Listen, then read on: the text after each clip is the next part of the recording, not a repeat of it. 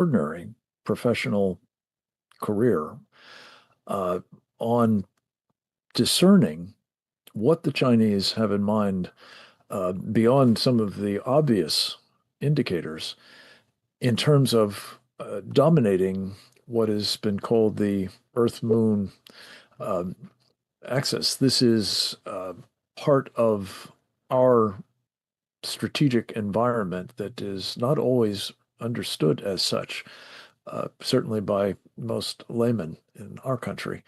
But the Chinese certainly appreciate it enormously and are acting to exercise full control over it. As Richard Fisher made very clear in his contributions to Maria Bartiromo's special, an important piece of the factual underpinning of the assessment that we are in a space race, certainly with respect to the moon, but arguably much more broadly, that Rick makes, I think, as well as anyone.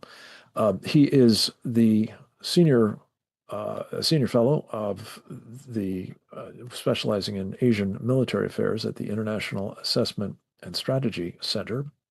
He's associated with Global Taiwan Institute and is the author most recently of China's Military Modernization, Building for Regional and Global Reach.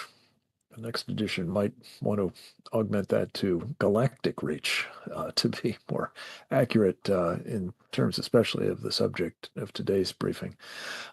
Rick, it is tremendous to have you with us. We thank you for doing so on very short notice, but this program would not be nearly as well informed were it not for your contribution to it. So please take over. The floor is yours, sir. Frank, thank you for inviting me to your stellar panel today. It's quite an honor, as it was certainly an honor and a privilege to contribute to Maria Bartiromo's program on Fox Nation. Let's make it very simple. China requires hegemony over the Earth, Moon, Mars system in order to reinforce its ambitions for hegemony on Earth. Chinese Communist Party's goal for hegemony on Earth is quite clear. It has built a global economic powerhouse of commercial outreach around the world. This commercial outreach is led to the development of myriad political networks in most countries on this planet, and this agenda combines to facilitate the spread of Chinese strategic and military power. Military follows commerce, follows the flag. That holds true for the Chinese Communist Party. It seeks to project its military power. It doesn't care how it will do that. It will kill millions of people on Taiwan to turn Taiwan into a veritable aircraft carrier for global military and space power projection. It will go north to Okinawa, conquer that island, go south to the Philippines, conquer those islands. It won't stop until every democracy is under its dominion, including ours. But in order to make sure that it can sustain its hegemony on Earth, it needs hegemony in space. Think of it. If China achieves hegemony on Earth, is in control of our prosperity, our freedom, what's our last redoubt? Well, our last redoubt is to try to gather the resources we need to build a resistance from space, from the moon, potentially from Mars. And the Chinese Communist Party understands this and seeks to deny that option to not just the United States, but to humanity. And so how is China proceeding to build for hegemony in space? Well, if you've watched Maria's special, you'll have some understanding of the degree to which The People's Liberation Army, controlled by the Chinese Communist Party, has already projected into space about 1,000 satellites, and which will grow prodigiously once China starts lofting its mega satellite constellations like the SpaceX Starlink. There are probably about 3 to 4 Chinese companies planning their own mega constellations. We've heard quite a bit from U.S. government and private sector analysts over the last decade and a half about China's military projection into space. The 2007 satellite intercept that was preceded by 4 other practice anti-satellite missions. And now the proliferation of anti-satellite technologies to include both active and passive anti-satellite technologies. And on top of that, China has targeted domination of the moon.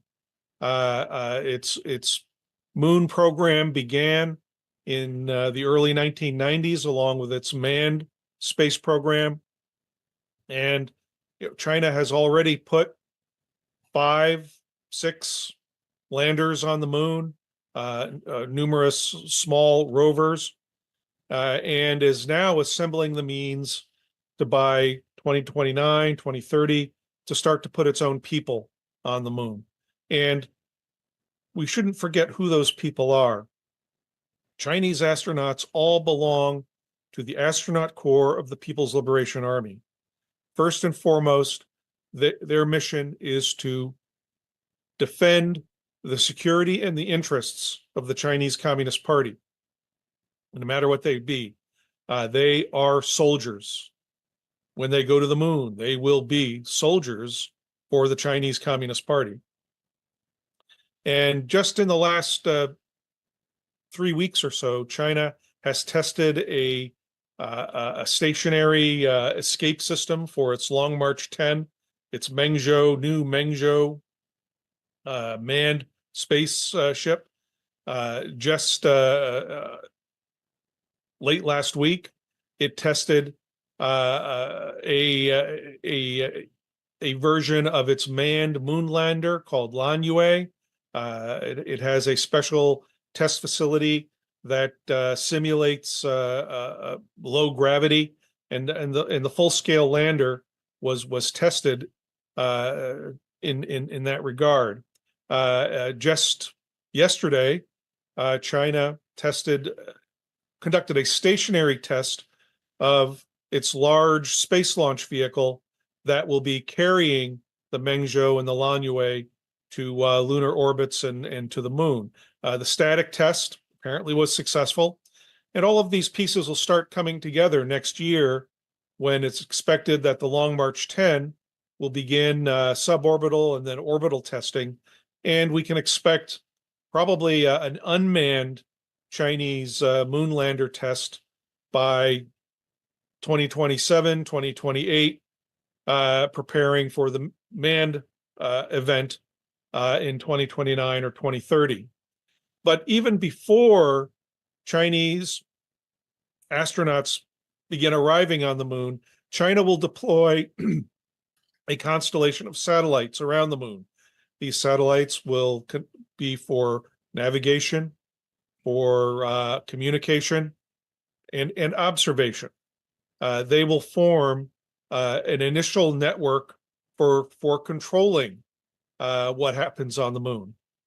They can be joined by combat satellites, and this constellation will be extended to Mars, probably by about the turn of the decade, in preparation for China's manned Mars program.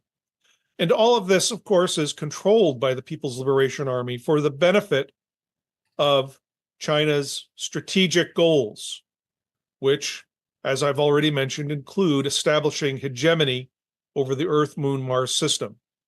The manned space program, the manned Moon and manned Mars program, basically provide a cover for the People's Liberation Army to deploy military assets amongst the so-called scientific assets in order to be able to counter or American space assets, and also to control access to the moon and access to the Mars, which in a sense, China wants to control humanity's access to the future space economy, estimated to eventually amount to trillions of dollars in annual commerce. China wants to control this. It wants to have the power to deny this wealth to the democracies. It wants to be able to preserve its dictatorship over the Chinese people by ensuring that no other power on earth is able to access the power of space, the wealth of space, in order to oppose its hegemony on earth.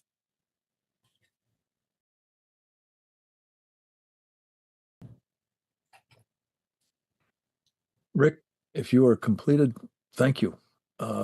That hegemony on Earth is, of course, very much uppermost in our minds. The issues of the wealth of space that you've touched on, I think, is something we're going to want to explore with you in Q&A. If you can stick around, we've got two other presenters we want to hear from before we get to that, though. One is another